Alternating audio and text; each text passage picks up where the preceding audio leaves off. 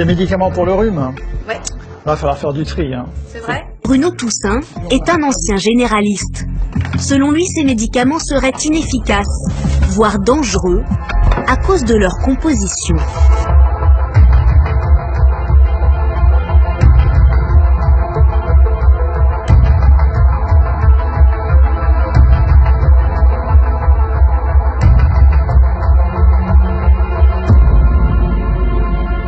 Si on prend le paracétamol, ça va calmer un peu la fièvre si on a beaucoup de fièvre. Mais en général, dans le rhume proprement dit, ça va pas très loin. Et puis alors, il y a un deuxième médicament là-dedans, pseudoéphédrine. Alors ça, pseudoéphédrine, c'est ce qu'on appelle un vasoconstricteur. C'est un médicament qui a tendance à resserrer les vaisseaux.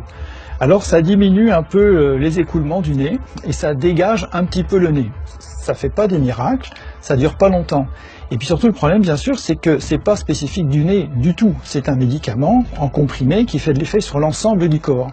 Donc ça a tendance à augmenter la tension artérielle et ça peut resserrer d'autres vaisseaux que ceux du nez, par exemple ceux du cœur ou ceux du cerveau.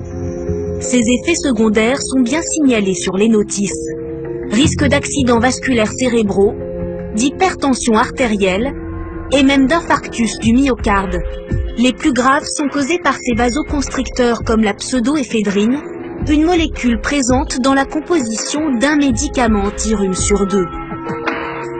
Pour Bruno Toussaint, le verdict est sans appel. Tous ces médicaments composés là, contre le rhume, faut arrêter de s'en servir, faut les retirer du marché. Alors en attendant que les autorités prennent les mesures qui s'imposent, en pratique, il faut que les patients comprennent que c'est des médicaments qui ne rendent pas vraiment service, ils sont beaucoup trop dangereux pour les services qu'ils rendent. Il faut que les médecins le sachent aussi, heureusement il y en a qui s'informent, et les pharmaciens également.